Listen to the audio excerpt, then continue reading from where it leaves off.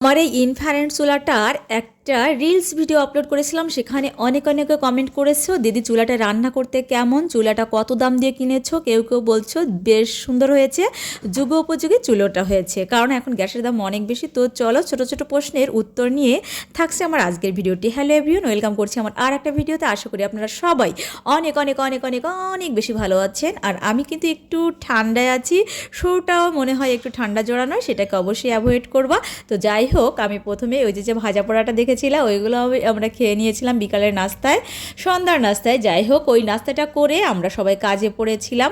আমার এই যে ইলেকট্রনিক্সের লাইনগুলো করে দিয়েছিল, ওইটা আমার একটা হচ্ছে দাদার ছেলে, ও ইলেকট্রনিক কাজ বেশ ভালোই জানে, তাই ওকে ফোন করে আমি ডেকেছিলাম আমার বাসায়।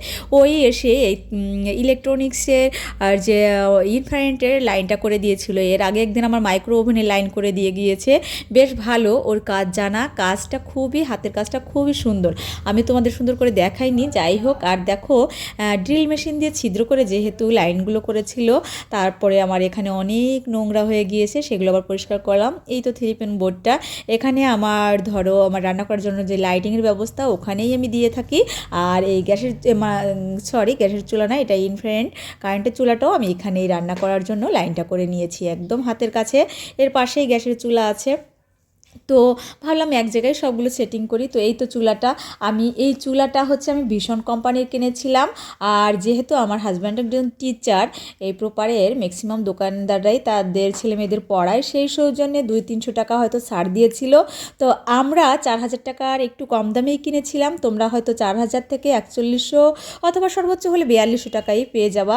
তবে এই চুলাটার ব্যবহার বিধি সম্পর্কে আমাকে বলেছিল যে রান্না হওয়ার পরে কমপক্ষে আপনি 20 মিনিট লাইনে দেয়া থাকবে, শুধু লাইনটা অফ করে দিবে। আমি সেইভাবেই কাজ করে যাচ্ছি। আমি এই চুলাতে ডিম রান্না করেছিলাম প্রথম দিনই, তারপরে আমি মাংস রান্না করেছি, তারপরে আমি এখানে পিঠা বানাইছি, তারপরে বেগুনের তরকারি রান্না করেছি। এই দেখো, আমি অনেক কিছু রান্না করে ফিরেছি। রান্না করতে বেশ ভালো। একটা দিদি কমেন্ট করেছে রান্না করতে কেমন, রান্না করতে খুবই ভালো, মানে একদম গ্যাসের চুলার মতনই আমার মনে হলো। আমার কাছে একটুও মনে হচ্ছে না যে দেরি হচ্ছে, রান্নাটা আমার কাছে ভালোই লেগেছে। তো তোমরা যারা কিনতে চাও অবশ্যই ঝটপট কিনে নিও, কারণ এখন গ্যাসের দাম অনেক বেশি। আর তাছাড়া একটু রিল্যাক্স, একটু ভালো লাগা কাজ করে আমাদের মহিলাদের। ভিন্ন ভিন্ন চুলা, ভিন্ন ভিন্ন হাঁড়ি পাতিল, ভিন্ন ভিন্ন জিনিস দিয়ে রান্না করতে আমাদের কিন্তু অনেক বেশি স্বাচ্ছন্দ্য বোধ হয়। আর এই জন্যই একটু রিল্যাক্সের জন্য, একটু ভালো লাগা ভালোবাসাটাকে প্রাধান্য দেওয়ার জন্য হলেও আমাদের প্রত্যেকের ঘরে গ্যাসের চুলার পাশাপাশি ইনফ্রারেন্ট থাকতে হবে। আবার মাঝে মাঝে আমি মাটির চুলায়ও শখ করে পিঠা বানাই, তোমরা হয়তো দেখেছো। তো আমার কাছে এরকমই মনে হলো। তো ভিডিওটি কেমন লাগলো, ভালো লাগলে অবশ্যই আমার সাথে থাকবা। আর এত সময় যারা ধৈর্য ধরে আমার ভিডিওটি দেখেছো, সবাইকে অসংখ্য অসংখ্য অসংখ্য ধন্যবাদ, অনেক অনেক ভালোবাসা রইলো।